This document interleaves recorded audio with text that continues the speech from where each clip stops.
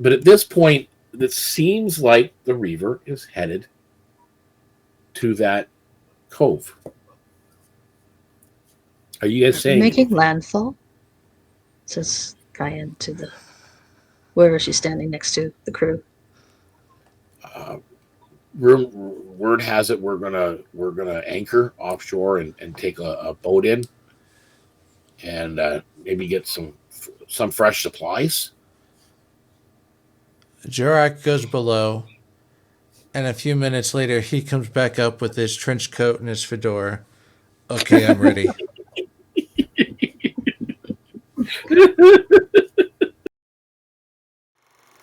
We return to the adventuring party.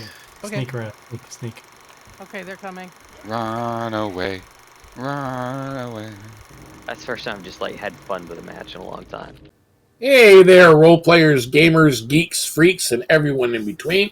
I am DknBluez, and this is DeaconsTable. I am the your resident dungeon master for this evening.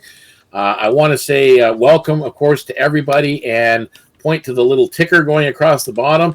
As you see that, or when you see that, please like, subscribe, follow, set the little bell icon so you know when we're going to be doing our live streams. And, of course, the lnk.bio/DeaconsTable will take you to a list of all of our social media pages, our YouTube, our Kick, our Twitch, as well as the very top is our Discord, and that's where you can come and be part of our role-playing community. Do up a character, join us here on a live stream, join us in some of our other games, join us for online role-playing that we do 24/7. It's always available. So lots to do. Everybody's welcome. We are an inclusive community, no judgments. So come on in and let's have some fun. And right now we're going to jump over to our table and we are going to meet our players for this evening. Of course, I think some of you know them already, but either way, let's get to it. Hey, everybody. Hopefully everybody's doing okay. Hello. Yeah, awesome. So we are going to start off with right beneath me is Jorrack. Yeah, that's you. You're Hollywood Square over there. You know, that's the way it is. I can't figure out the camera half the time and where I'm going and where I'm pointing and, you know, which end is up. It happens. I'm old. Give me a break. It's okay. Dave's older. Just saying. We'll get to that anyway. So, Jorrack, who are you and who you playing? Well, I'm Ken the Friend here, and for once, I'm not the oldest. I'm playing this guy back here, Jorrack, and he's a fighter, so don't cross his path or his kitty friend, because that'll hurt. Yeah, that's for sure. That's for sure. And next to Jorrack, we do have Solvarr. Solvarr, who are you and who are you playing? Well, I am the older Dave, playing Solvarr, the bright little bird that does what he wants, when he wants, if he wants, and we'll see what today brings. Trouble, probably. And of course, the bird's best friend. No, just kidding. We have Rynn. Rynn, who are you and who are you playing? Speaking of trouble, hi, I'm Kiri Morning, and I play Rynn, the plucky cat girl with a few screws loose. Yeah, okay. I'll give you that one. And of course, last but not least, we have Kian Reshar. Who are you? Who are you playing?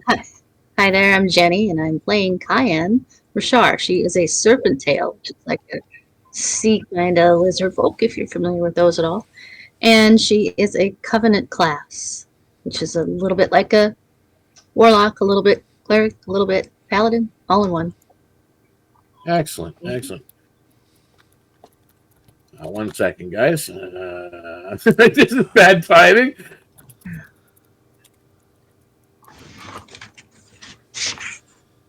Oh, okay. He thought he was typing.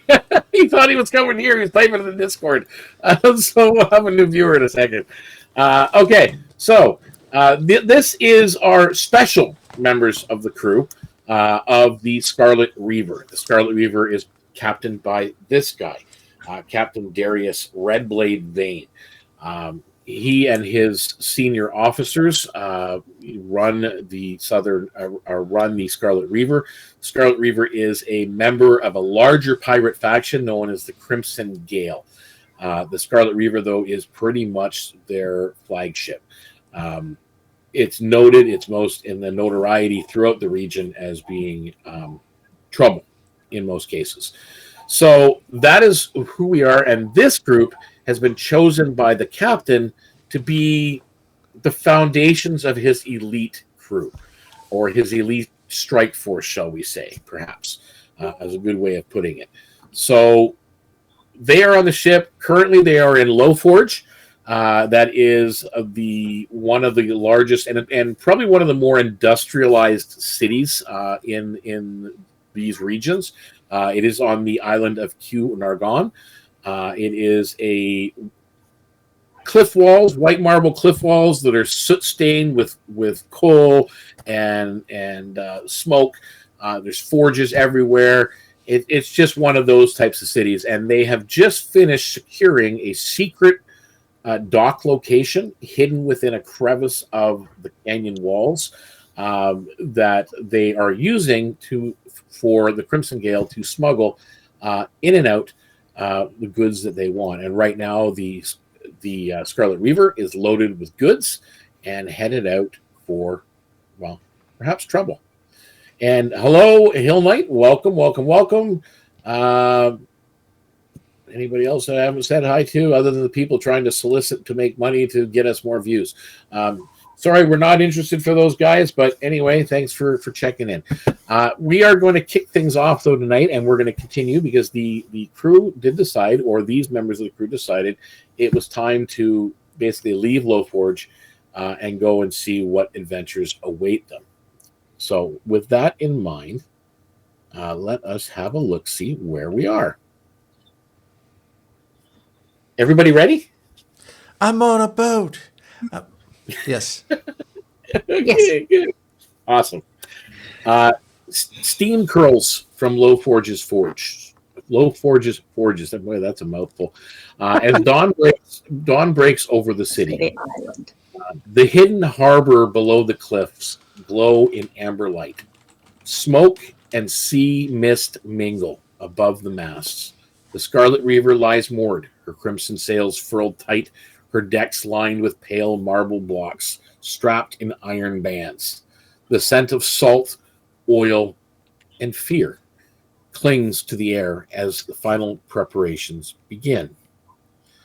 Of course, as we know, there are multiple things that need to be done to get things ready to go.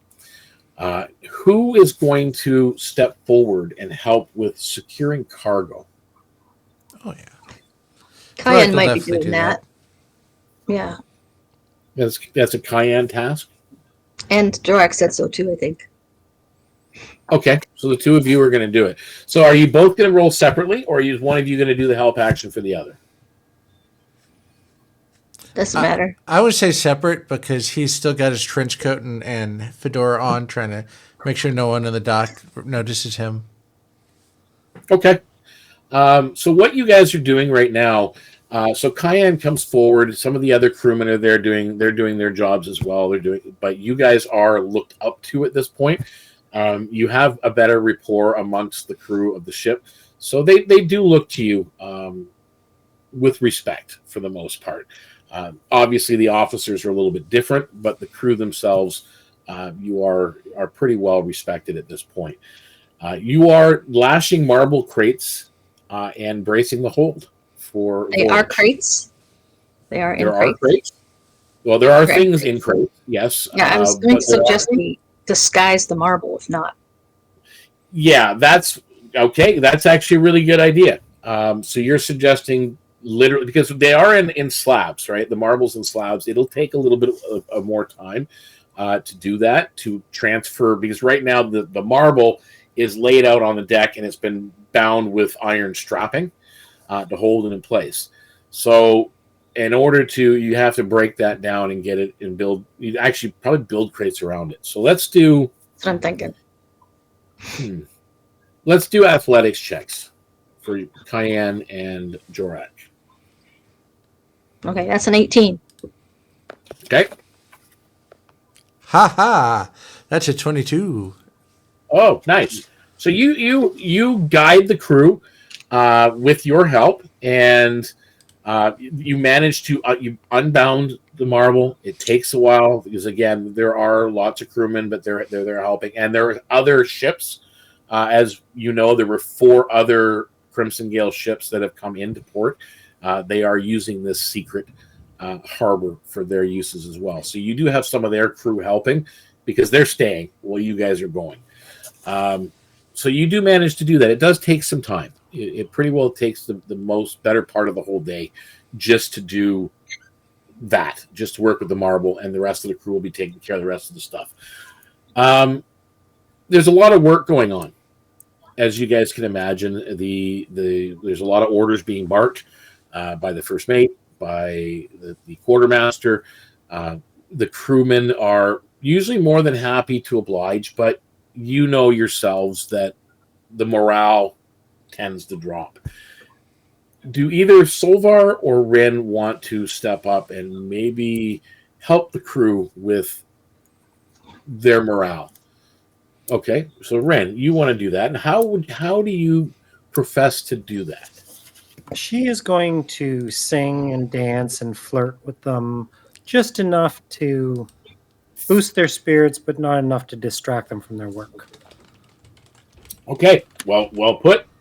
So we're gonna do 2 rolls for you. First one is an insight to see if you can pick out which ones probably need the most encouragement. Crap.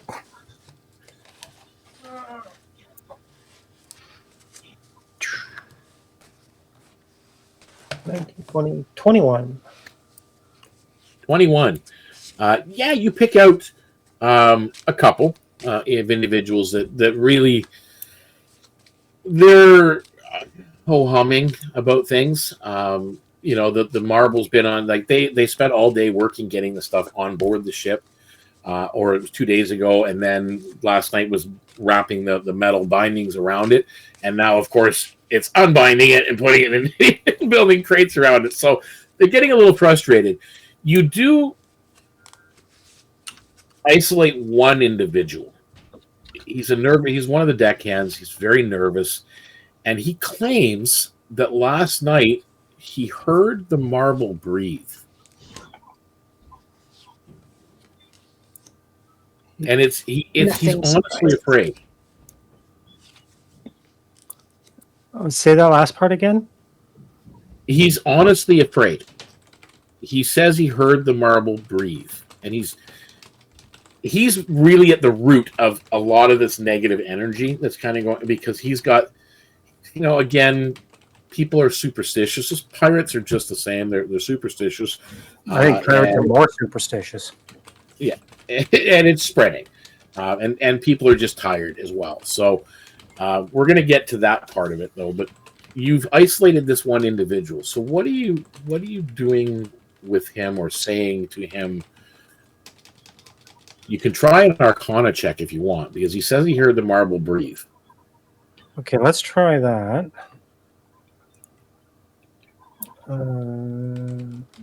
17.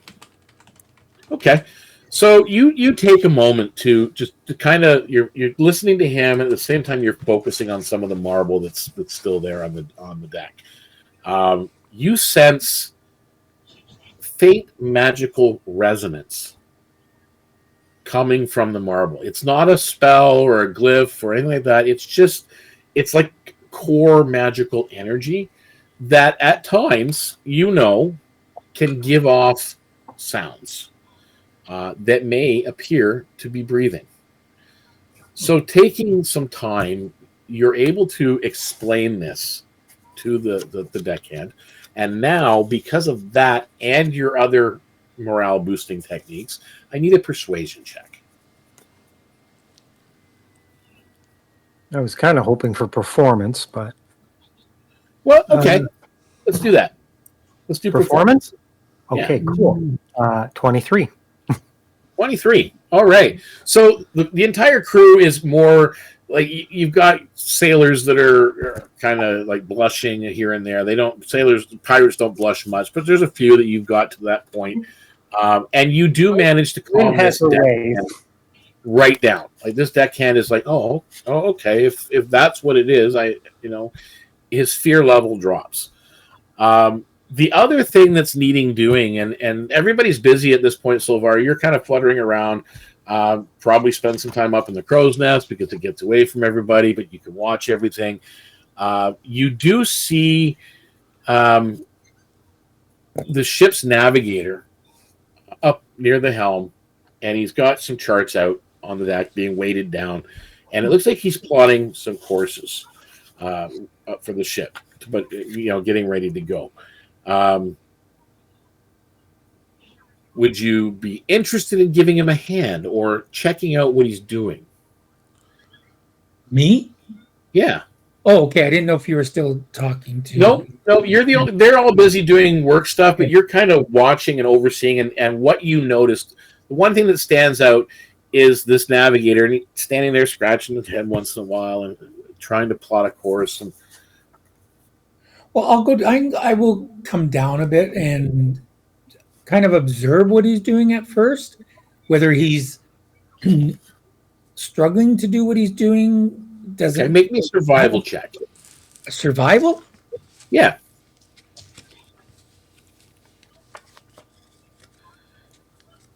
Wisdom. 17. Okay. You're watching him, and yeah, it does look like he's struggling at a few points, but he's doing his job. I mean, and he's doing a good job. But with your role, you manage to kind of see a few spots that he's missed out on or miscalculated where the navigation should be. Do you choose to offer that correction? Well, first, I'm not going to tell him to do his job. I'm going to find out what exactly is he. What's his goal? Where's he plan on ending up? Because that will then tell me where he's missed. Well, you're looking at what he's trying to do, and he's basically. It sounds like he's plotting the course to go back the way these guys came in. You weren't with them on the way in, but you see the plotting course is going south along the Alsathian coast, and then around the bottom of Alsathia, and going through the Onyx Chain Islands, which are volcanic islands and pretty hostile at times. But he kind of looks at you. You are actually talking with Juno Mistwalker. Juno is a coral elf, bioluminescent navigator attuned to the ocean's deepest currents and arcane tides, which will kind of explains to you he's used to plotting and navigating in deeper waters. Right now, it looks like he's kind of hugging coastlines. Really not his expertise. But when you ask him where sorry. I got to start using the term they because that way it's all encompassing. There you go. But I keep forgetting. But she pulls out another map from underneath, and it's another big map. Lays it out, and then a third one and lays it out, and shows you where you are over here at Cunargon Island, and you're going down south around those things. She is plotting to go across the Thunder Gulf, which will take you from Alsathia straight to the Taishihiro Empire, bypassing the Seahorse Islands, and then continuing along the coastline past the Taishihiro Empire, Alryn Swamp, Summer Wave Shores, kind of skirting past. You see the plot line and a little hesitation, not stopping on the island of Whitemane, which is the pirates' main island down here, and you would know that from your end of where you guys are. But seems to be bypassing that. That's the home of the Crimson Gale. And then heading right to one of the largest cities that's along the southern coast, probably the largest city, Elderlock, in the Jade Forest region. So that is the final destination, and that's thousands of miles away. You're going to be at sea for a while. So he kind of says, "We're going to go from here." She goes here to here, and I'm having a little bit. I got no problem with the gap going past the Seahorse Isles. Like that's no problem. It's some of the because there's a lot of reef markings that you see on these maps, and they're yourself from like early navigational maps are not completely detailed. They're probably missing a lot.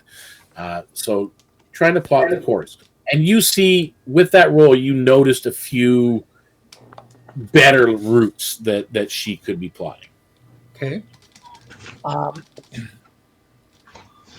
I'm going to subtly suggest that what I'm seeing you do is you're trying to be as low key, under the radar, non-observable as much as possible, not out of sight, out of mind of others. She smiles. She doesn't say anything. But she smiles. I reach in my pouch and I pull out my navigator's tools. Okay. And I turn to her and say, if you require any kind of assistance of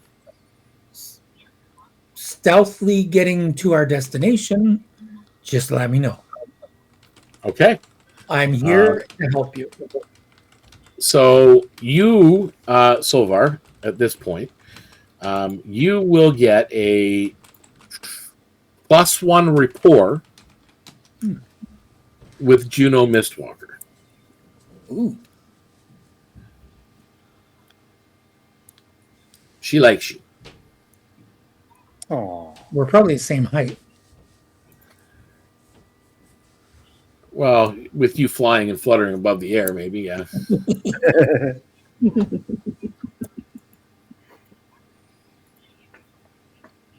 Okay. Okay. So now that you've got that. So the rest of the day, you guys are finishing up what you're working on. And Solvarr, you're asked probably a few times throughout the day to kind of give a hand and plot a stretch of course and what have you. The two of you are working on Marble, and Kian, you're doing, or Kian and Jorrack, you're doing your thing, and Rynn, you are working to keep the crew motivated. We haven't left the dock yet, right? What's that? We haven't left the dock yet. Not yet. Okay. You are currently in harbor. Okay. The nighttime comes. You guys are now off duty. You hear talk.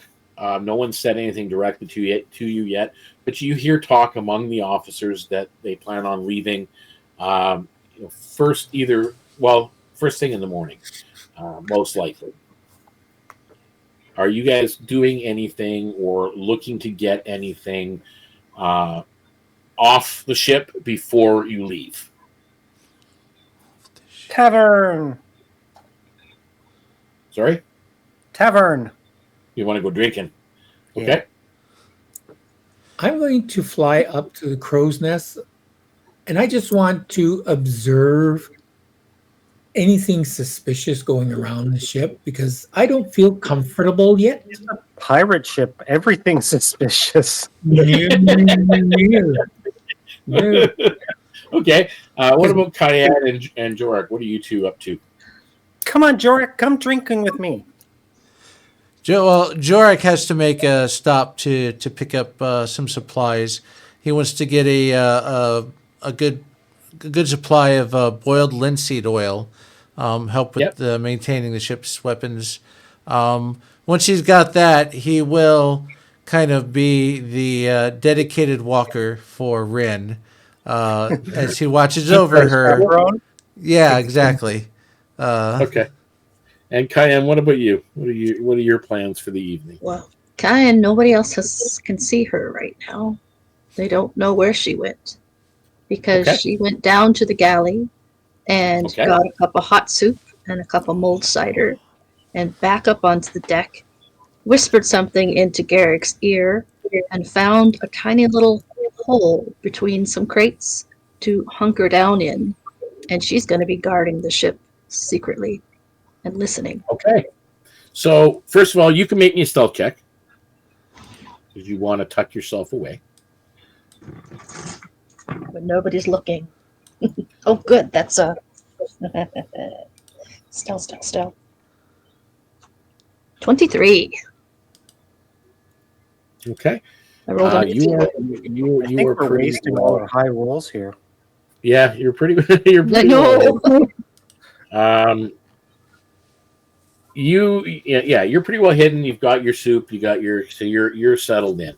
Solvarr, make me a perception check because you're basically looking for the suspicion amongst the suspicious.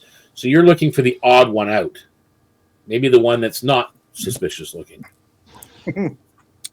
17.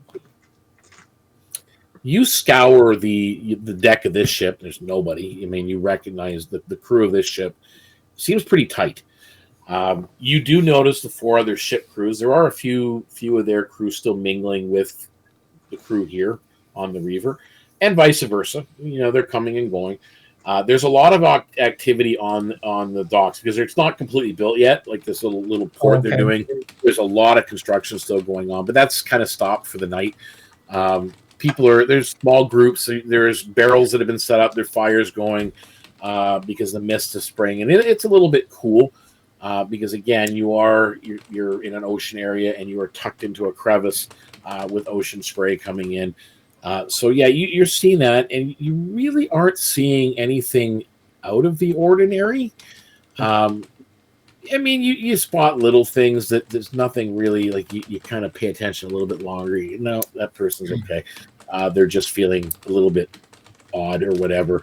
But there's a lot of little gambling going on, and they've set up this is where Rynn and Jorrack are headed off to. They're not actually don't even have to go into Low Forge anymore. They've kind of set up a tavern right inside the little harbor area, tucked into a kind of a cave in the side of the wall.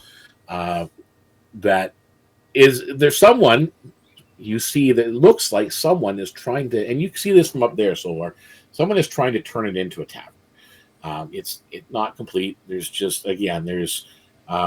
salvage everywhere and crates and some lumber and whatever else all over the place. But there is some tables set up with some stools, and there is some singing going on over there. It looks like a large bar area. You see movement going on. You're not sure of all the details just yet, but you do see Rynn and Jorrack walking over to that particular place. So with that, Rynn and Jorrack, you have headed over to this makeshift little tavern that is kind of like an alcove or a semi-cave on the side of the wall. It will be right off the harbor when it's all finished. But you kind of get in there and you see a dwarf, one of the little folk dwarves. He's not an off-world dwarf. Behind a bar that he's established, and it's kind of at his height, so it's a little bit short for everybody else. But he's there, and you've got people. You've noticed the stools that are there are probably about this much shorter than a stool should be. So you're kind of going down to his level, and he's serving up like mugs, like whatever mugs, random mugs off of ships that have been donated, and kegs of rum are there, and he's kind of sorting them out. There's some guys over singing in the corner and doing his thing and playing some music. So Rynn, what are you doing specifically? Because Jorrack's watching your butt. Well, she's going to order. Jesus. She's going to order a drink and offer to dance for the patrons to the music of the bard that's there. Okay. Jorrack, what are you going to do while she's doing that? He's going to turn to the barkeep, and he's going to pull out his pouch, and 1, 2, 3. And for whatever reason, he's going to hand over 100 gold, and it's going to be like investing in your tavern. This dwarf is just like literally looking at you. His beard almost like knots up on its own. Like he's just kind of, what? Really? Do a good job. And you're You're Jorrack from the Reaver, right? I'm Jorrack. Yep, he is. He puts his hand out to you. They call me Dan. Dan. Just Dan Dan. the man. What is the name of this place? You pipe in there, Rynn, as you're kind of beside him and starting to get into the music. And you say Dan the man. He's, no, I'm a dwarf. Dan the dwarf. Just call me Dan. Dan. Dan's fine. So now this will be Dan and Jorrack's place. Just Dan. I don't need a name here. You do not want my name here. Trust me. Jordan. You're a partner. We'll figure it out. And with that, he nods to you, Rynn, and you start doing your dance. Rynn, you can make your performance check. Yeah, the last thing he needs is having his name up near Solsafia. 17. Yeah. 17. You do really well, and you get to drink for free. So by the time you're about 4 mugs, like these aren't shot glasses, we're talking mugs of rum. You're pretty hammered, and still you're doing your thing, and the musician's the same way. And another guy gets up and he starts playing what looks like a harmonica type of an instrument. It doesn't sound very good, but people are still clapping and singing and having a great time. You can tell there's a few sailors that have fallen asleep in the corner. People are exhausted. They've all been working on this project now for a couple of days, and it's tiring.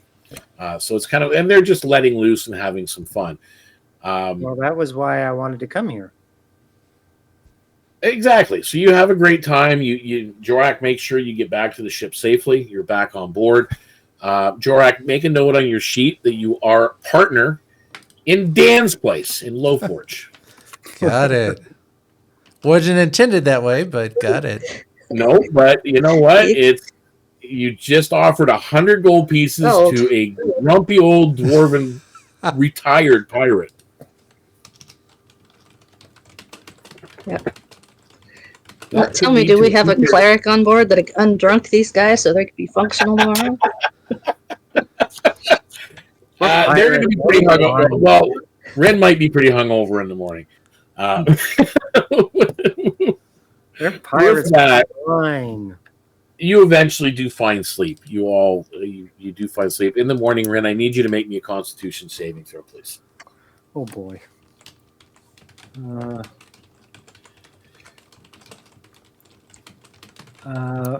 Just 14. Okay. Yeah, you got a headache, but other than that, you're fine. Like it's just like wow.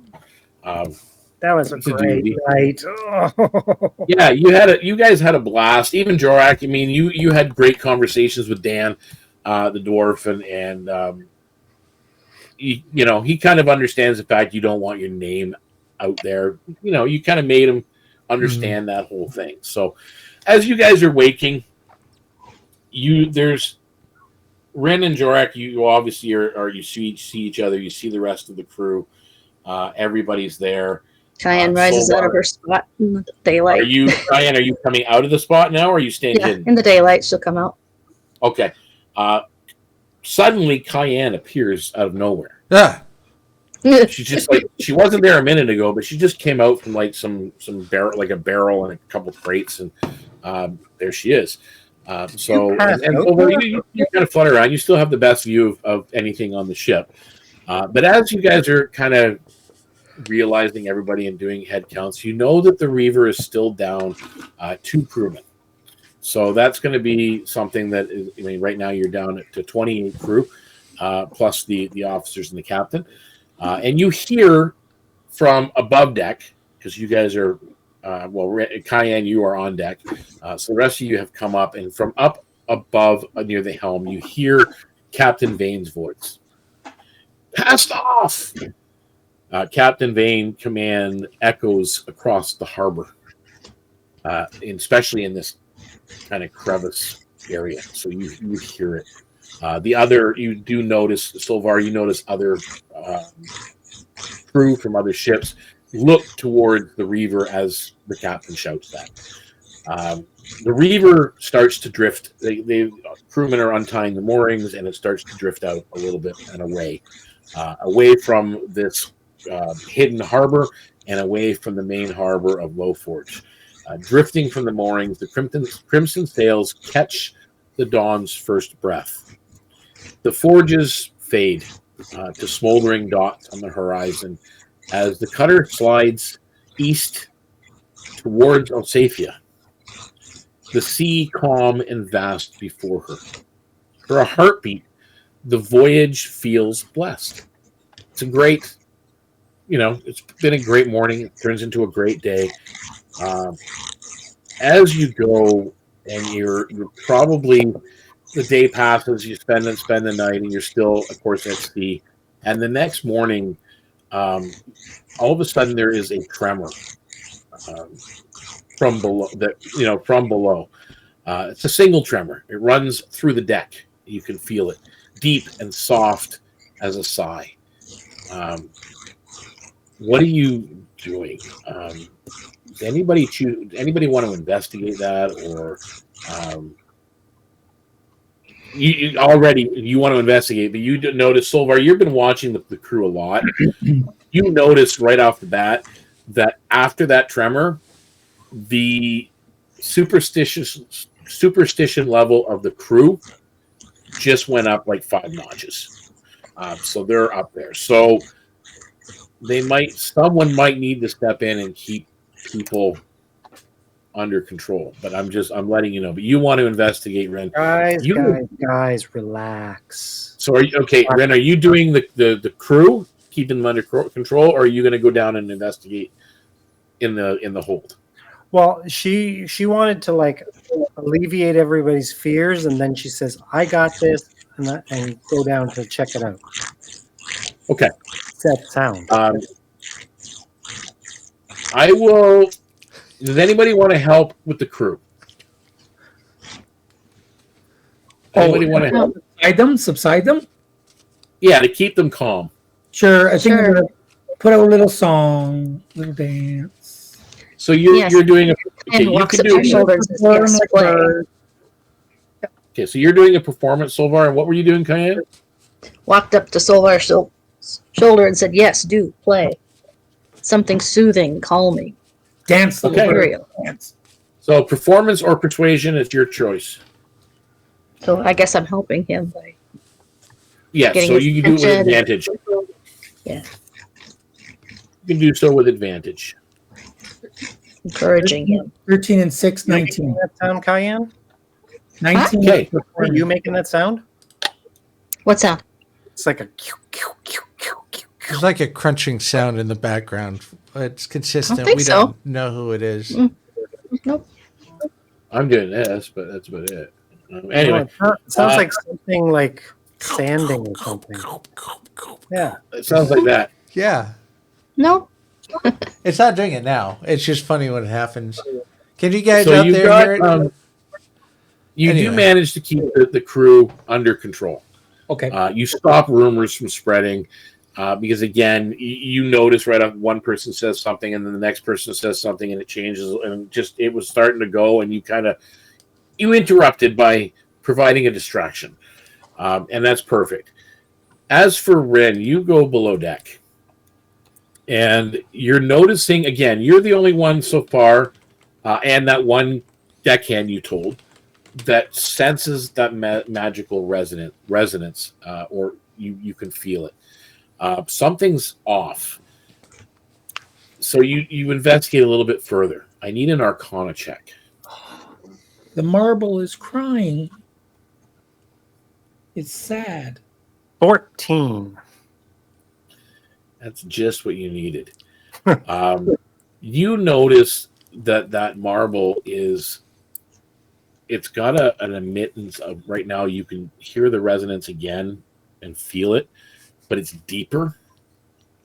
You're not sure what it was, but you can feel the feeling resembles the tremor, but not ship-wide. It feels... Actually, make me an insight check. Come and get the bird. 19. 19. Perfect. Not a demon core. You're kind of there, and you're listening, and you're feeling, and you're sensing the magic of this stone, this marble stone. And Solvarr, take inspiration, please, because yes, the marble is crying. Oh, see, told you. So inspiration, Solvarr, in case, since you are not really familiar with 5e, you basically get an extra d20 roll with anytime. One time, you can choose to re-roll any d20 roll using your inspiration die. So you have that now in the future because, yeah, you hit it straight on the head. It is crying. It's sad marble. It's sad. See, Manoosh. I actually tried talking to the stone. Okay. You sit, and how long do you spend doing this? A while. I don't know. Like Okay. I'm trying to comfort it. Yeah. Okay. A pet rock. Kian. Well, Kian, so you're going to spend some time down there doing that, and that's fine. Kian, what do you move on to do once everything is set? What are you working on? Kian goes below, gets into her little bunk about on this one crate at the one end, and gets into a meditation pose. And she activates her patron's boon. Okay. So she's going to ask her patron a single question, and the answer will appear in a cryptic vision.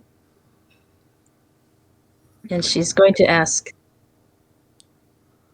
is this possible that this stone we have quarried is somehow alive in some way?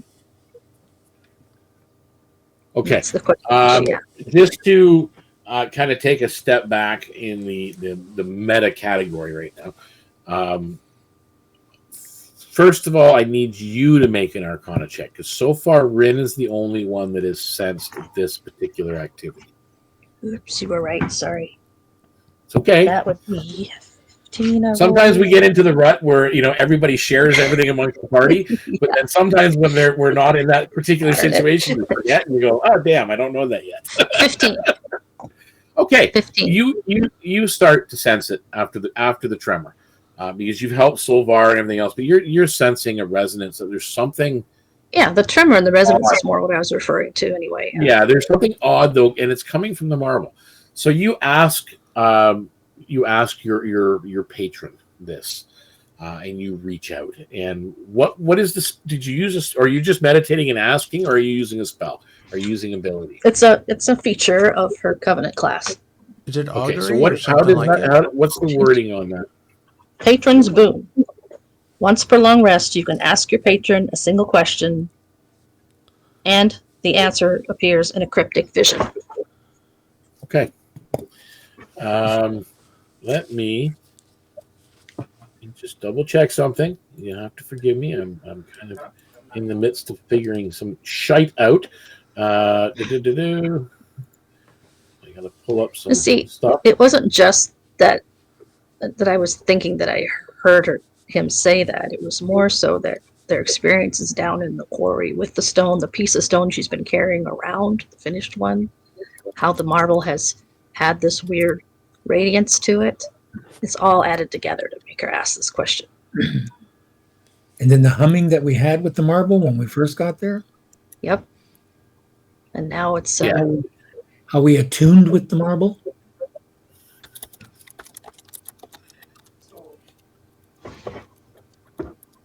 Okay, just 1 second. We just thought it was residual magic, but now here we have these noises coming, the tremor, the ship. She's decided to ask this question. Just magic rock. Okay.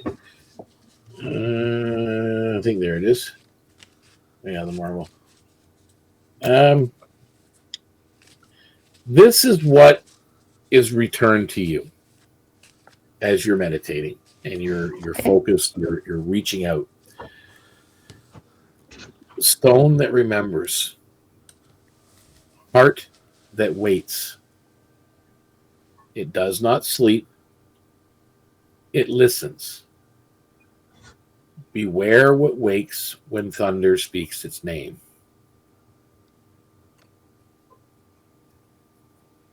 And that's it. That's the response you get.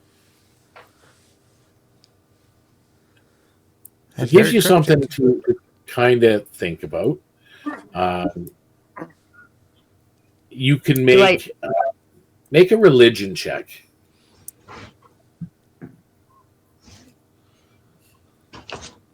That's a 10. Yeah, you're not a.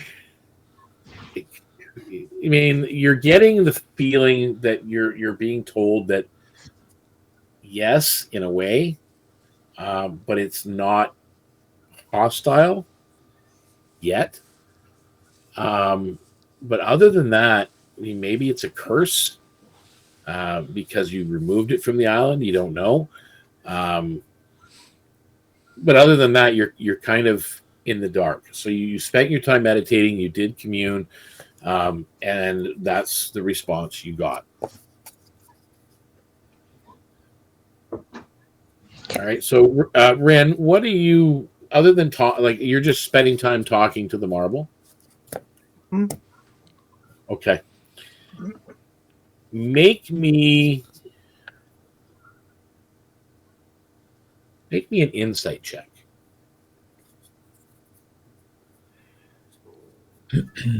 You spend the entire.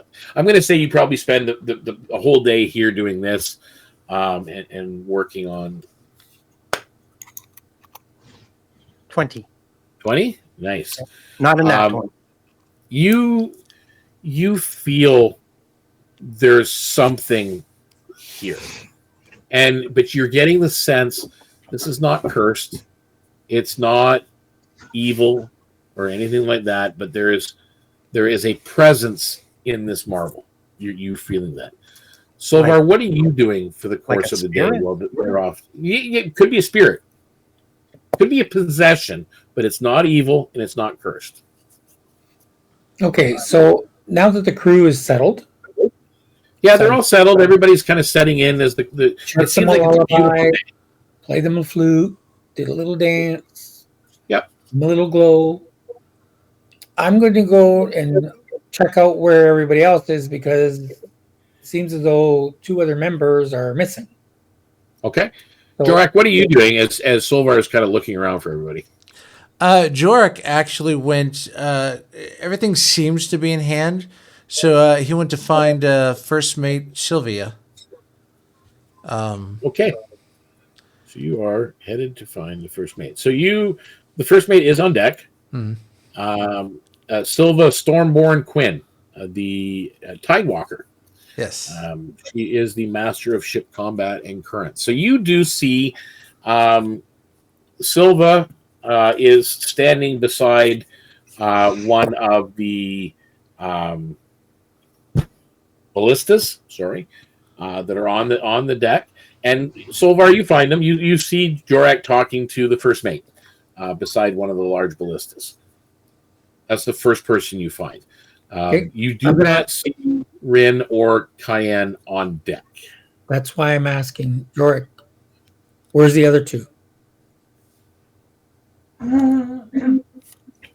Are you asking me? Your name's Jorrack? Oh.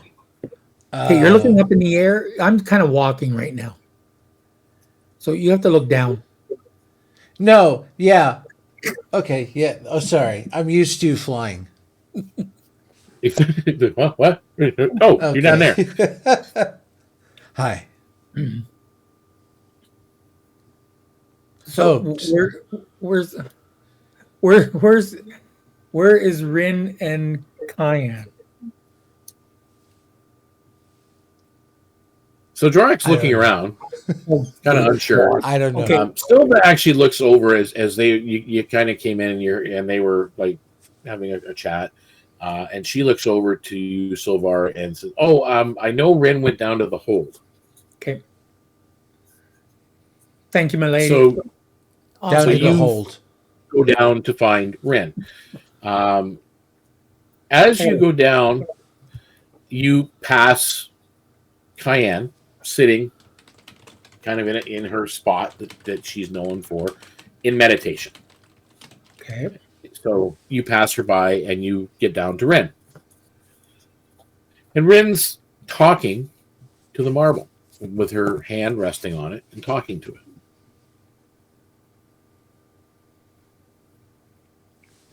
She's talking to the marble.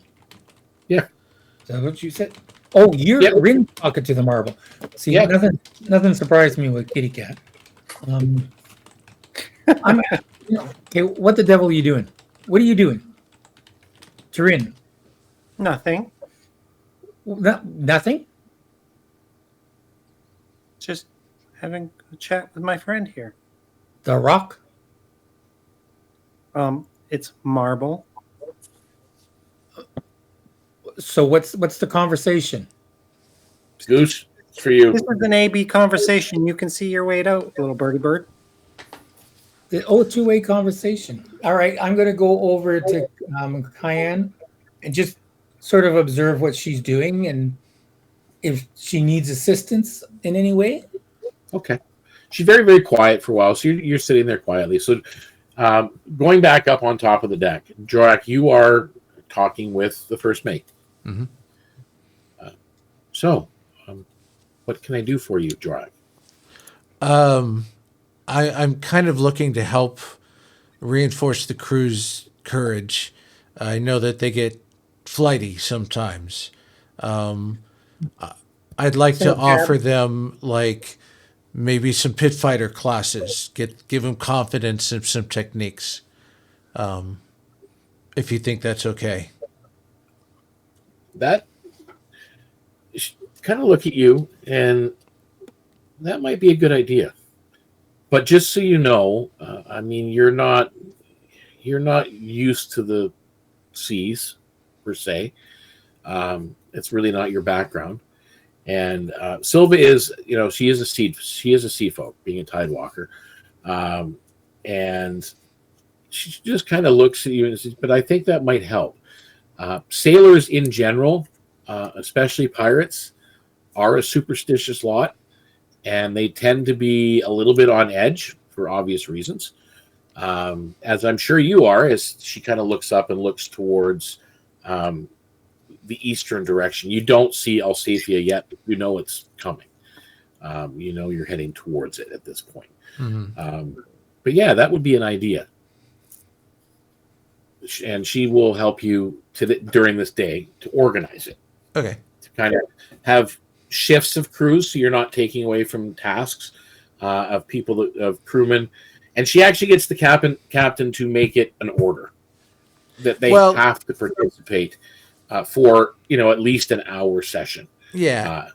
As you're doing it. So, and the idea is just that we got cargo. We're going to be a target. Let's help get our men empowered a little bit in case of future encounters. Yeah, well, you being a pit fighter, you've got that background where, I mean, obviously you're tough, but there were times in the pits you knew you were going to get your ass kicked, and you knew you had to take it because that's just the way it was in the pits because you were enslaved and that's what you were expected to do. So you couldn't cower away from it or anything else. You kind of had to meet the challenge. And do what you, regardless of whether the fact you knew you were going to lose, that's what you had to do, right? So, it's all set up the first day, and by the second day, everything's going good. And again, everybody, Kian, you come out of your communing, your ability. Rynn, you finished talking to the stones. Solvarr, you've watched everybody and kind of got a feel for what everybody's doing. And that day pretty well passes.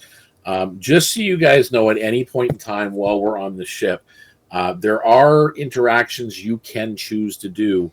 Obviously, fellow crewmen and deckhands are always there. But, Captain Vane, Constable and Human, he's there. The first mate, the quartermaster Garrick the Raven, who's a Volpus beast folk. You got Juno Mistwalker. You've got Bosun Vargas, Iron Fist, who is the largest individual on the ship. He is a fell-handed giant folk, a very large individual.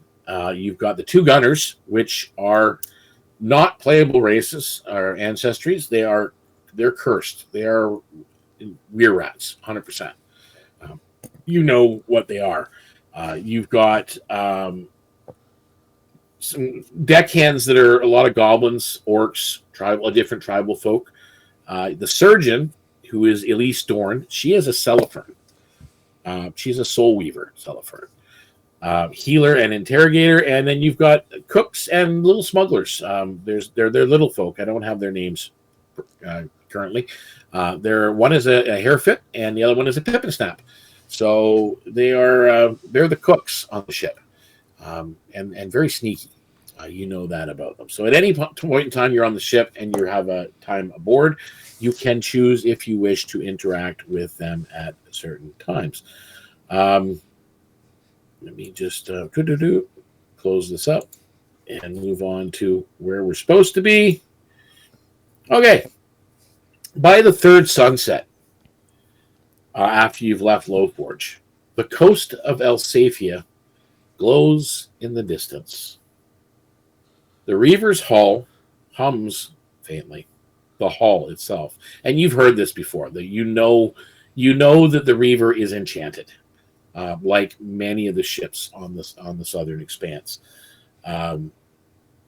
However, Rynn, you notice this, no one else does. The far ahead, there's a storm brewing. There's thunder. And you feel the marble reacting to the thunder. Aligning with it.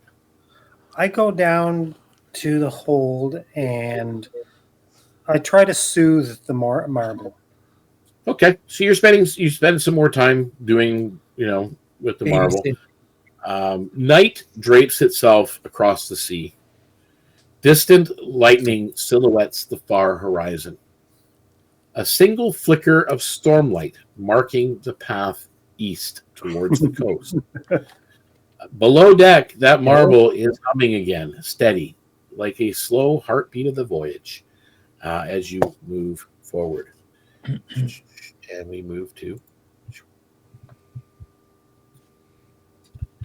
That doesn't look like a storm. Nope.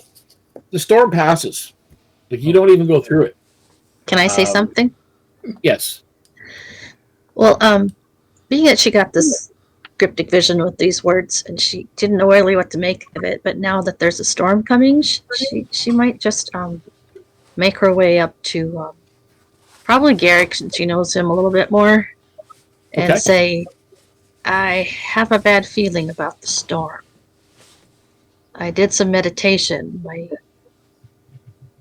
He kind of looks at you strange. Yes. What do you mean? The warning I got a warning to say. Let's say a warning to beware what wakes when thunder speaks this marble's name. He looks to you, and he's not being doubtful at all. Like, he just looks to you sincerely, and then looks to the navigator and looks down at some of the maps that are there. Well, good thing we're going to miss that storm. But I will keep that in mind, and I will pass it on to Captain Vane. Thank you for sharing. You're welcome. I will make note that everything you guys do here, like there's certain things, like there's ticks where I mark a trouble tick, and if you get so many ticks in it, eventually something happens. And likewise, there's different things going on in the back. So just so you know that everything you are doing makes a difference, one way or another. So you guys do miss the storm. You hear it in the distance. And as the closer you got to it, Rynn, the marble reacted. Every time the thunder would roll across the sky, the marble's hum would almost attune to it. And it's still, you feel that there's a sadness there, somewhat, but it's everything seems fine so far. The fifth dawn. Did go Kian ahead. notice that Rynn was talking to the stone?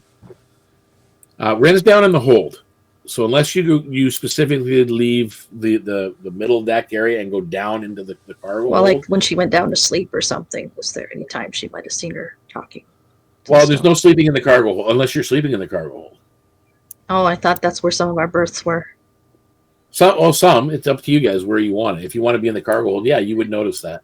I had pictured that from what we originally said, that I was in the cargo Okay. hold. Yeah, that's fine. It's probably the most away from people as well. You do see Rynn, kind of talking to the phone now and again over the past couple of days that you've been traveling. So, Okay. As I mentioned, the fifth dawn, it breaks in gold and gray. Storm immediately gone. But the southern coast now, obviously through the course of the night and the day, the Scarlet Reaver has kind of turned from going east to going south, almost hugging the Alsathian coast, like Solvarr, like you noticed in the navigator's maps. Little bit of a treacherous go, and you guys are all noticing that, especially if you have seafaring and you've been on board a ship for a long time. You will note that the navigator and the captain, the helmsman are having. I mean, they're having some issues here and there as they go. The southern coast of Alsathia rises from the haze, red dunes fading into jagged cliffs. Their bases carved by centuries of tide. A narrow inlet glints ahead, framed by broken piers and skeletal remains of stone warehouses. Jorrack, you've heard of this place. This is Varen's Cove. Once a mining port for the Aurora Range, now a half-ruined haven for those who trade in shadow. This is not a place for normal Alsathians. Alsathia is a pretty nasty place to begin with, but these would be sometimes the nastier of the nasty. But at this point, it seems like the Reaver is headed to that cove. Are you guys saying Making landfall? Says Kian to wherever she's standing next to the crew. Word has it we're gonna anchor offshore and take a boat in and maybe get some fresh supplies. Jorrack goes below, and a few minutes later, he comes back up with his trench coat and his fedora. Okay, I'm ready.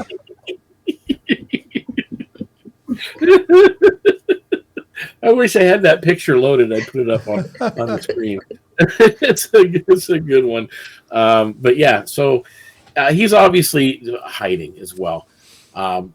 You guys notice that part of Alsathia, Jorrack, is known as the Goblin Sands, above where the cove is, and you see the dry winds blowing off those sands, carrying that red dust towards the ship, through the air.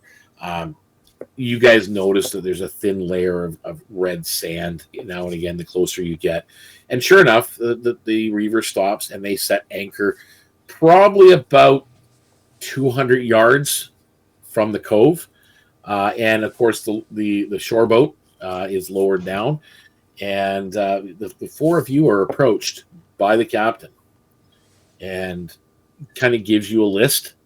So I want to send the four of you ashore to see if you can get what's on this list and see what the trade value would be. And he does hand you a sack of coin to be used if necessary.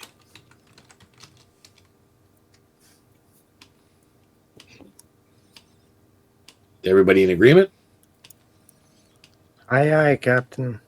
You see the frill on the back of Kian's head rise up a little bit, which, if anybody has known her, she does when she's at her most heightened sense of danger about. Without saying anything, you can tell she's a little upset. She doesn't like the looks of this place. Okay, I've lost Rynn off the screen. I don't know where she went. She's trying to get that picture up of Jorrack in his trench coat. It was Okay. fading in and out, Rynn. Yeah, I know. It's because I have the green screen thing on. By the That's all right. time you guys you anchor up and the boat's down, yeah, there it is. Okay. There it is. Yep.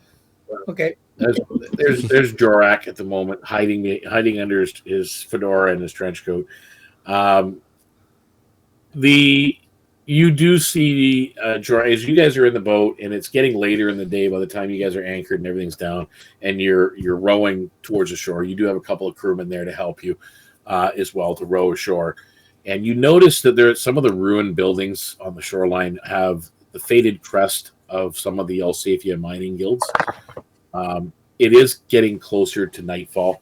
The sun is actually down because as you get closer to these areas, the sun is on the far side, so it's starting to get twilight in the area, and those mines shimmer faintly, even visible out to sea as you're still like 100 yards out and rowing in.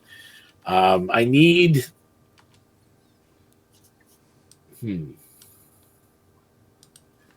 perception checks from all of you.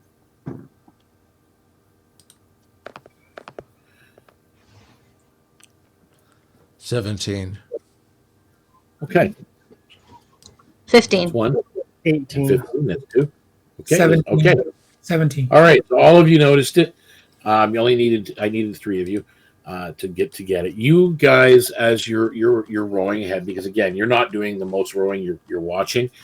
You notice movement amongst some of the ruins as you're going. What's the plan? Take flight. Is this a pattern I recognize, or is there anything about this movement that feels familiar? It's not rigid. It's not trained. It's just Lucid. probably smugglers. Yeah. Kian would say we are noted. Our arrival is seen. We can't tell if they've noticed you, but you've noticed them. And it's not small animals or anything like that. They are humanoid sized. Well, they better keep their distance if they know what's good for them. And he looks at Rynn. Okay. So you continue moving forward. And as you go, I need stealth checks from everybody to see if you can land the boat in a spot where it would not be noticed. Too bad this isn't Fade. I rolled a nat 1. She would have advantage if we were getting towards dark. 19. 16. 15. Okay. Jorrack. 14. Okay. At least 3 of you have avoided alerting those within the ruins. So you do get ashore, and you're kind of looking around, and it is just that. It's ruins. There looks like there's remnants of old campsites where things have been set up. These torn tarps, broken open barrels here and there, with dried oil on the barrel. There's no footprints in this particular area as you go. It looks like the only way you're going to find something here that's on this list would be to find the smugglers or those that could trade with. So there is 3 options that you can foresee. Obviously, you can run into them, reach out to them, do a parlay, try to get the supplies you want. You can do actual trading, to try and get more than what was on this list, or you can do the pirate thing and do the threaten or fight. What were we given to pay for our supplies? You got a bag of currency. You've got some coin, Okay. coin and gems and whatnot. So you do have something you can trade with. You may be able to get more than what's on that list, but that all depends on what you choose to do. So what is your course of action as you are on the beach at this point? The crewmen are staying behind. Are you going after them for a fight? Are you And we know absolutely we know for sure that what we're looking for is in those ruins. There's got it. Well, what you were told is there's usually someone here, a group of smugglers, or almost always something going on in these ruins. Maybe a small group, maybe a large group. I'm not sure. Mhm. I'm going to take flight and sort of just like fly around, scout the area, see where there's groups of people huddled around, get a lay of the land a bit before we decide you want to start traipsing in there. Any traps, no traps, whatever. And Rynn is going to stealth her way around as well to kind of assist. Okay. Because we're going to have... There are 3 smugglers that you kind of make out at a distance. But only 3. You don't see any more movement than that down here. Are they collected together? Can I? Yeah, they've got a campsite kind of set up. Okay. Can I sneak my way in to see if they've got what we're looking for? Roll me a stealth check.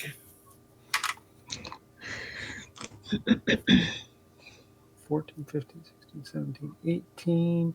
Would this be called a smuggler's warren? Yep. Okay, so 18. 18. Okay. You quietly sneak in. They don't seem to notice you. You're kind of behind like an old, you're not sure what it was. It was a wall of some kind to a building. And you're just kind of looking and watching. They have a small camp set up. There are 3 of them, and there are crates of supplies around.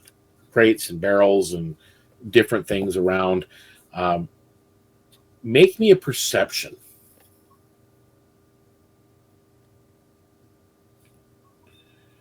Also 18. Okay. You do notice up on one of the cliff faces where looks like there was a path that they could follow up the side of the cliff, and up at the top there appears to be what looks like firelight.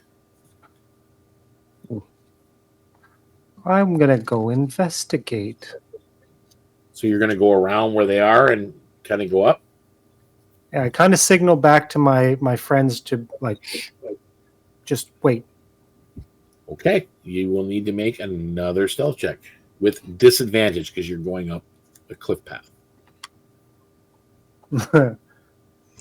And Kian would find some cover next to a half-broken wall or something to kind of blend into. Okay. All right. With disadvantage, I got 18. You get to the top, and there is another small encampment. But there's only one individual sitting by the fire. He is an individual that is slightly larger, but you've seen his kind before. You've got one of them aboard your ship. He is a fell-handed giant. So he's about 7.5 feet tall. Yeah, and I'm like 5.5. You also notice he is wearing Alsathian military garb.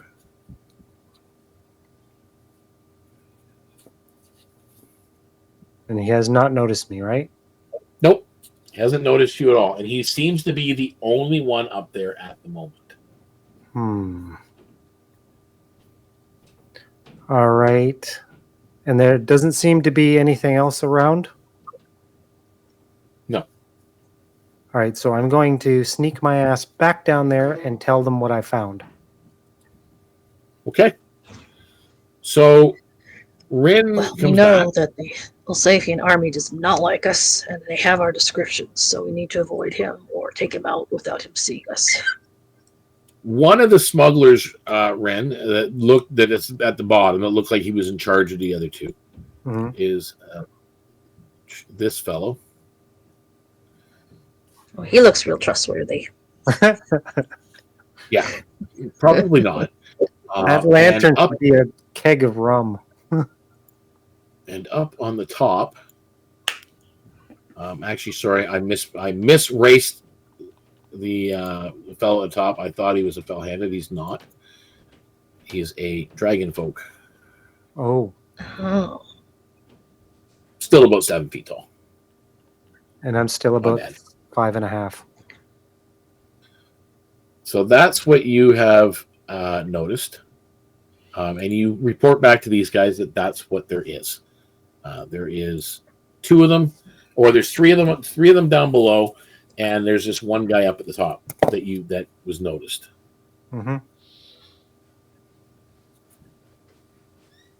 So what do you all think we should do? Perhaps talk to those 2 down here and see if we can trade with them. Just get back out. Okay. Well, there's only 3 of them. Okay, the boat is secure. What did I miss? Okay. No, I know. Just keep going. Okay. I heard. But Jorrack was just joining the party, so he's now listening in. What's going on? Okay, so Kian said that the Elsafian knows about them. Is that pre me coming along? Well, yes, and also when we first got there, and there was that one Elsafian agent that had looked at his ledger and then came after us. So we killed him. Yes, that was before you. Yes, but how did he get his information? He got it from the Elsafians that we fought on the ship when we had the ship battle and avoided. But I wasn't there. You guys are all aware at this point that one of your rank is on Elsafian radar. Actually has a wanted poster. And that would be Mr. Jorrack down here. Oh, turtle in the hamster. Do we know that, do Rynn and Kian know that we rescued Jorrack from the Elsafians, or do we not know that? Oh, yeah. We're part of the crew. Rynn would know, and Kian would know. You two know that you rescued from there. We also broke Jorrack out of their pit fight thing, fighting ring. He was a slave. He was an Elsafian slave. I know I was there for that freedom. I don't know if you were. Were you? Yes. Kian was, yeah. Everyone was there, part of the crew. Except for He was the Solvarr. last one. Okay. Except for Solvarr, yeah. So the question I would have then is there anything on this list that would draw someone's attention? The supply Not list? really. The list is like basic supplies. Basic supplies. So why not I go and purchase basic supplies? Because they don't know who I am. I'm putting that out to you. Okay. You can If attempt. they're hostile, though, then you'll be up there by yourself. I can fly. Okay. They can shoot arrows. We'll stand back here by the boat, and you can go try. And you can, and if you get in trouble, signal us. Go like caw, caw. That's a crow. Okay. I'll sneak up back to my hidey hole so that I'm close by if Solvar's dealings go pear-shaped. Okay. Okay. So Solvarr, you fly up and you startle the shit out of the smugglers. Like, I'm sorry. Where did you come from? I'm just here doing a bit of shopping. By the way, it's a hobgoblin, in case you're wondering. Oh, that's what that thing is? Yeah. It's got lovely markings. Yeah. It's beautiful. And they're all hobgoblins that are here, but he's the main dude. Okay. Now, what are you intending to do? Some deception, or are you just going to do a straight trade? No, I'm going to. I guess it is a deception. Sorry. I guess I'll be rolling that for a you can moment. tell the truth, just don't tell what ship Yeah. you're from, what the Yeah, ship's name is. I was just saying I have a shopping list that I have to get these supplies from, and I just don't know where I'm going. Would you happen to have them? And if they're a reasonable price, maybe we could barter for them. The number one thing on the list is fresh water, and make me first of all, make me a persuasion roll. Persuasion. Ooh, that's a big charisma bonus. Oh, 18. Nice. Yeah, he offers you to sell a couple barrels of fresh water and What fish. the hell? He's got some salted fish that Okay. would be good. It's on the list. And he actually shares a little bit of gossip that you guys are talking. You're bartering back and forth, right? He basically says, "Yeah, we've been dealing with the guy up on the hill, and he's responsible for a patrol that's not far off. Patrolling what? An Alsatian patrol, the military. Oh, friend or foe? They're not usually good for those like you and those like me. But yeah, but we're on pretty good terms with the guy up on the hill, even though he's still a baddie, But yeah, so he basically you exchange some coin, and he does sell you that. Now for the deception part, roll a deception. Oh, deception now. Okay, hang on. Oh boy. What are you trying to deceive him? We'll find out. Trying to get a little bit more out of the deal. 19. Okay, you get. 15. He throws in an extra barrel of fish and 2 extra barrels of water for the price. And at the same time, you give him the coin that he asked for. Right. And But I also want to give him a little bit extra. Well, he takes that little bit extra and he gives it back to you. Oh, put this in your pocket. So if you're going back to, he kind of looks now. If you're going back to that ship out there, this is yours. Keep it.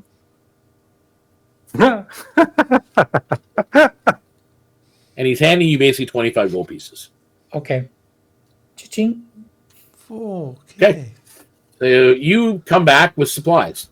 Okay. Roll barrel. It takes you a while. You roll some barrels across the sand, and you get back to where these guys are all kind of camped out. And it seems that he has done quite well.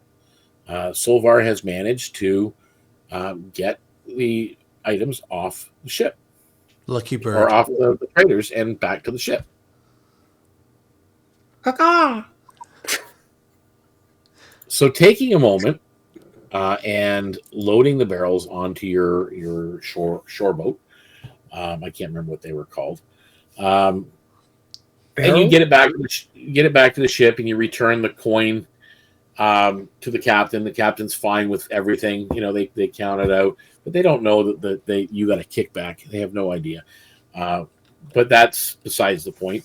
And everything's fine. And you guys lift up sail, and by dusk, pale sails gleam on the horizon as you guys are going, and you're heading further along the coast. A 2-masted cutter flying Alsatian gold and blue banners. They tack towards you. Her hull scuffed from sand and salt. The Reaver's crew hushes.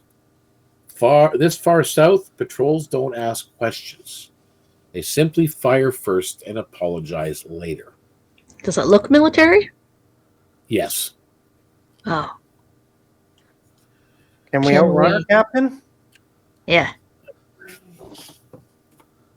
Can we outrun him? with our smoke screen or whatever. You kind of see the captain almost biting his lip. Technically, we could try. Not always the best way we like to do it. I'm just thinking we go over to some of those rocks along the cliffs and hide, and then when they come in to think, we just take them out. That works too. Whatever you think is best, Captain. Okay. So you guys do manage to get to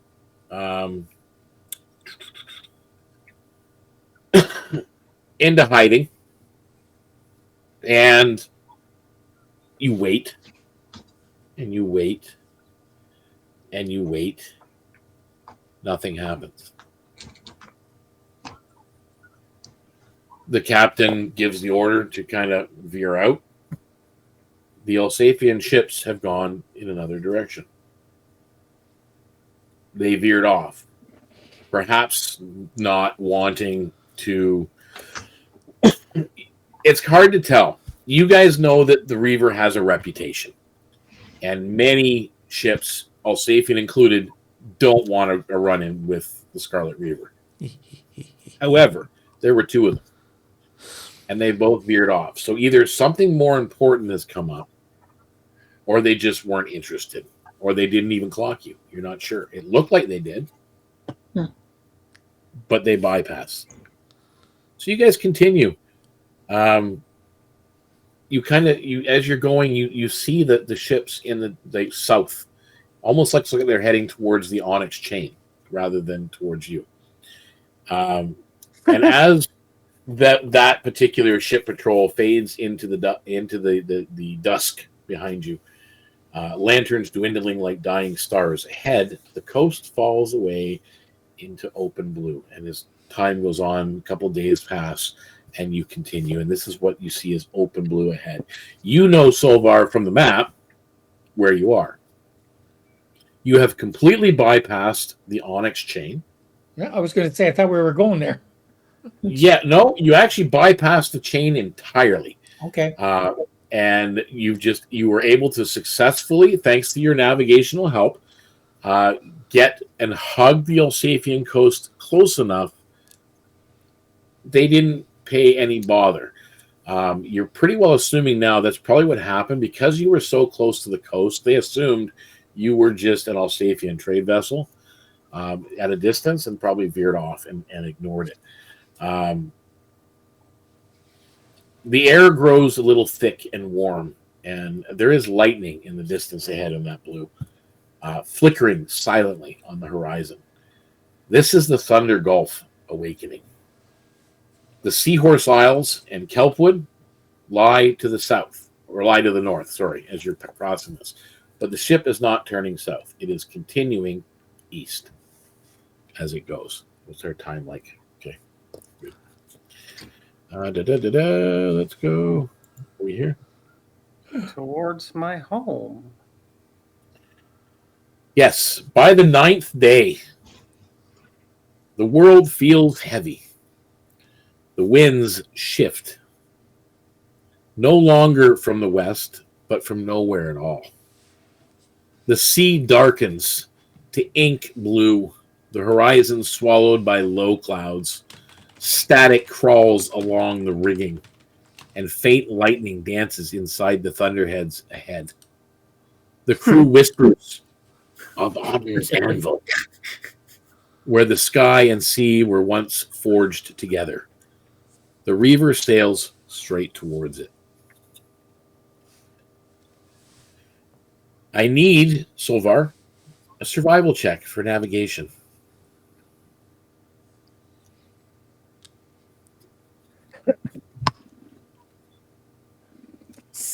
14 and 2, 16. Okay. Rynn. Yes. I will need an acrobatics for rigging reinforcement. Aye, aye, Captain. And I need either or both Kian and Jorrack for arcane observation. 20, 21, 22, 23. I have no skill in Arcana. I have no skill in Arcana. No, one can help the other and you give yourself advantage. We will both roll together. You look that 23 on way, rigging. I'll look that way. 23, okay. So the sails and the lines are secure. Solvarr, you've identified the Gulf's changing current and the mainstay of the course. So you make sure the navigator is on point because it's hard at this point with the storm. I got an 11 Arcane observation. 13. You get an 11 with advantage, or you guys rolled separately? No. 13? Separately. And I get a 13. Yeah, so you don't really notice anything as you go. Wow. The storm is challenging. You guys are sailing through a storm with a partial successes like that. There are some damage to the hull, and there are a couple of crew injuries. No deaths, but there are some crew injuries amongst the as you're battling the storm. Going further into it, the first bolt strikes without warning. The sea erupts in blinding light, and thunder follows like a cannon broadside. The Scarlet Reaver shudders, every board, every mast, every sail. Her deck awash with rain and now fear.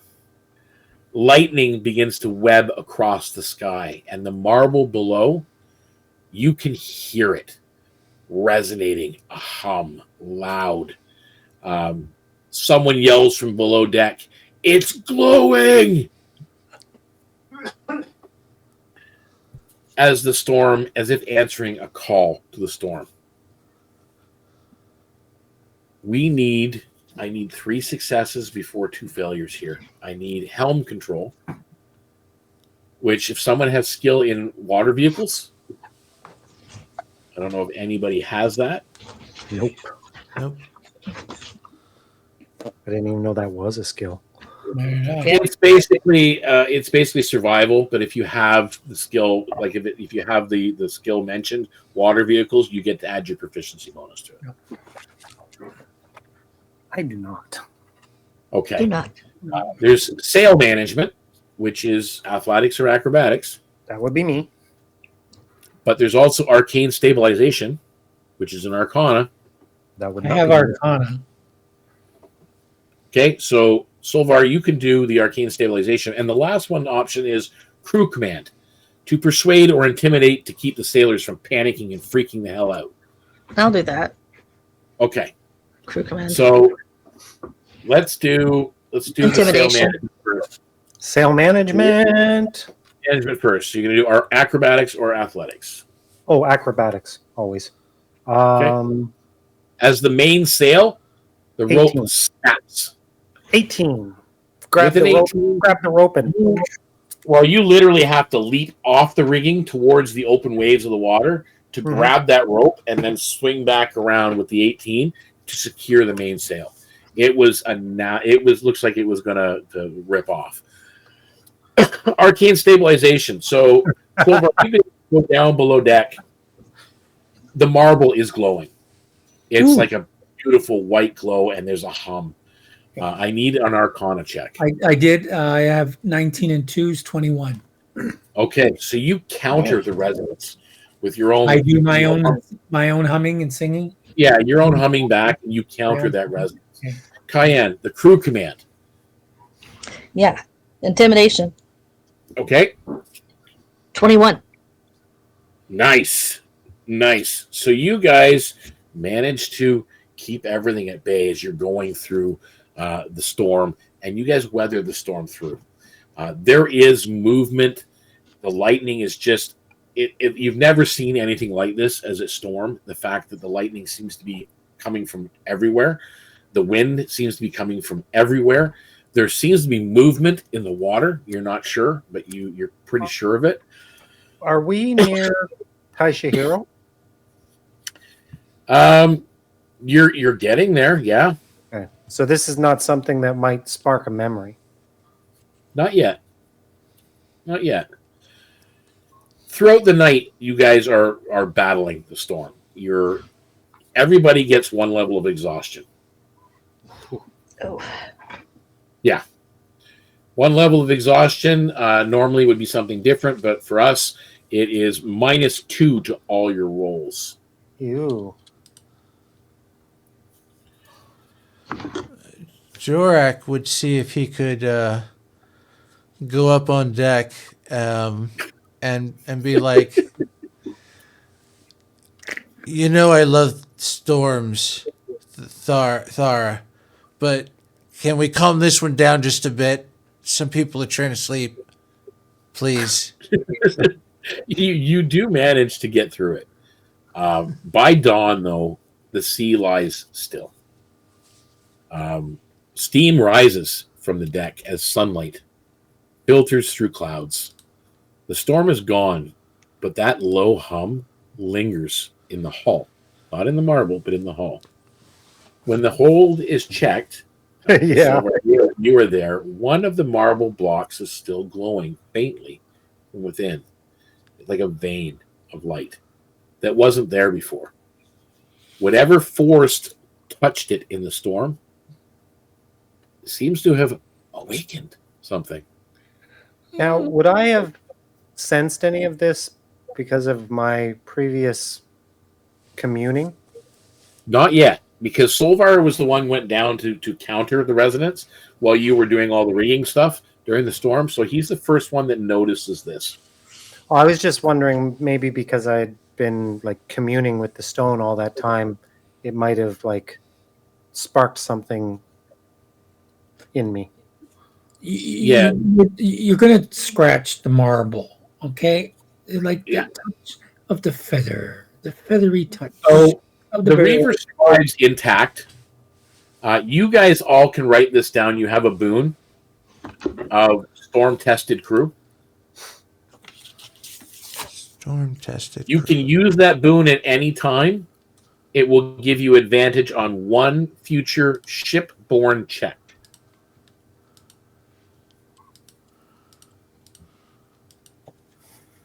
And that happens after Jorrack's plea to Thara. One what shipborne check? Yeah, advantage on one shipborne check. Okay. So while you're on the ship, anything that you decide to do or ask to do, you can get advantage on it. The Thunder Gulf fades behind you. There are, looking back in your wake, you mean where you look back where the storm was, and you knew there was something in the waters. There is strange lights flickering beneath the water in your wake as the ship is now gone. As if somehow now it maybe follows the ship in calm waters. It's kind of weird. It just seems to be under the water. There's some kind of light and movement that's there. And with that, sorry, just realized, holy crap, you actually got through it. That is the end of episode 11. How was your game, Toms? It was good. I enjoyed it thoroughly. Like and subscribe. Like and subscribe.